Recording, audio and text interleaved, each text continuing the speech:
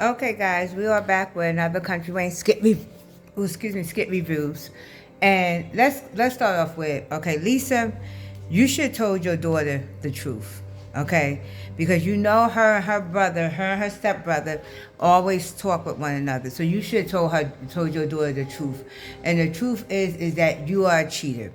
You cheated on your husband with Mike. Do I feel sorry for Darren? No, I do not, because Darren act like white women was better than black women.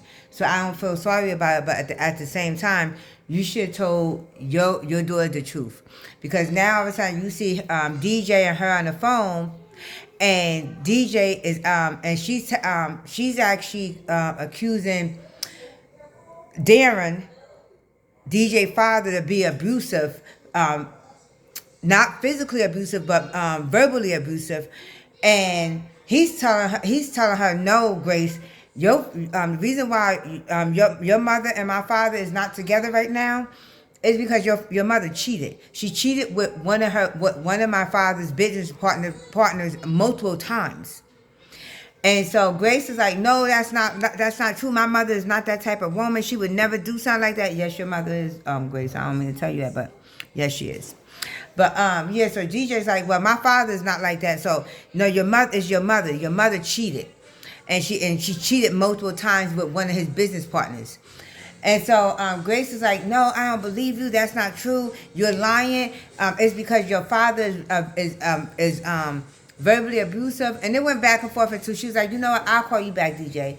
The next skit, when Grace calls him back and said, I'm sorry. I apologize, because of the fact that I did confront my mother about it, and she did.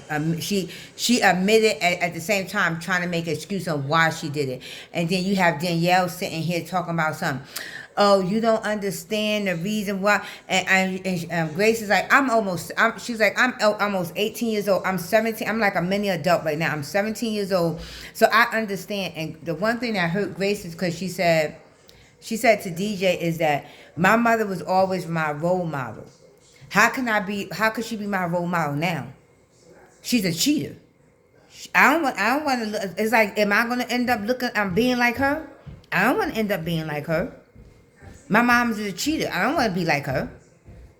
And so, but she was like, but I just don't want nothing to interfere with our relationship, DJ, because we have a great brother and sister relationship. And DJ's like, you will always be my sister, no matter what. This is not going to define that you're not my sister anymore, so that's not happening. Then you see a skit with Bethany where Larry comes in there and goes off talks to Bethany about he's tired of her family, and Bethany's sitting there telling him something. I don't know what you're talking about. I didn't say nothing to my father. She sure enough did. It's not about what you said; it's what you didn't say. And that's why her father went to them conclusions, Larry. But like I said, Larry deserved all of this, so I'm not even bothered with it. Until I see that Bethany was served divorce papers, I'm not even going to bother with it. Because I need to see Bethany was served divorce papers before I start watching it. Okay?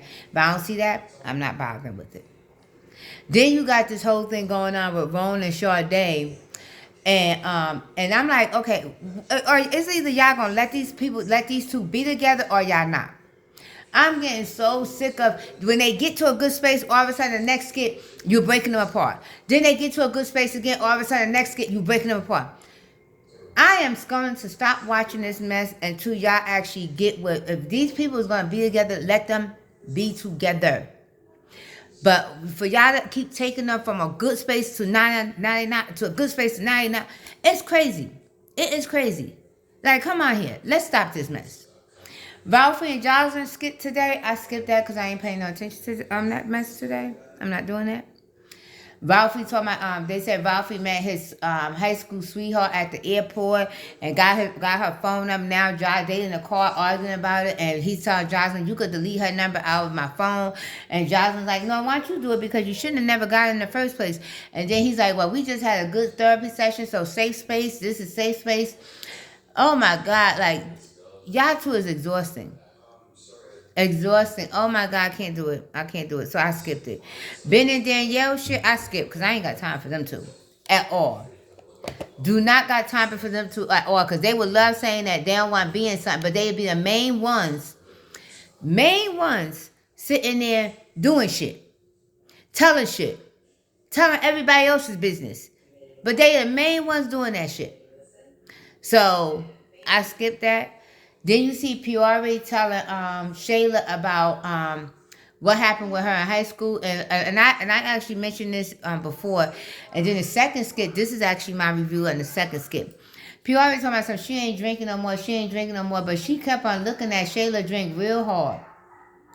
Real hard. Kira, your food here.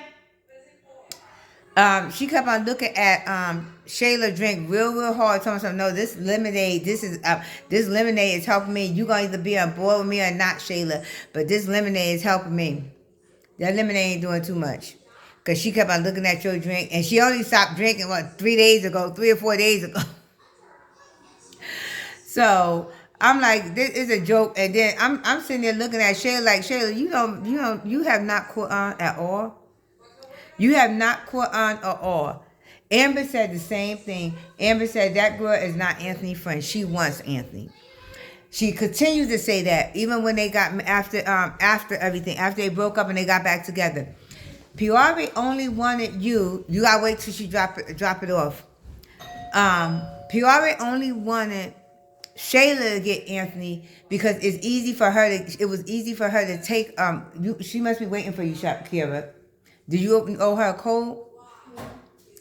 Because it's easy for her to take her from Shayla compared to taking her from Amber, taking Anthony from Amber. So that's why she was sitting there, and she was so gung-ho of Anthony going back to Shayla, because she knew once he went back to Amber, it was no hope for her to get him from Amber.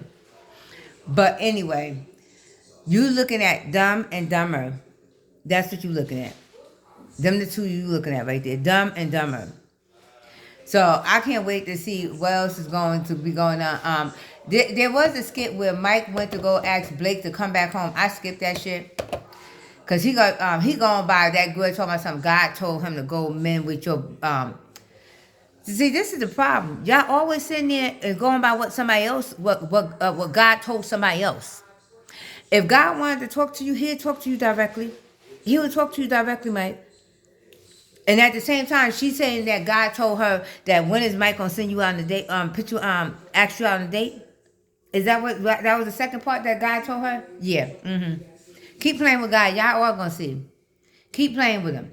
Well, thank you guys for tuning into the Talk of the Table. Let's chat. Continue to like, share, subscribe, and continue to leave your comments. I am Tasha, and we're gonna keep this rolling.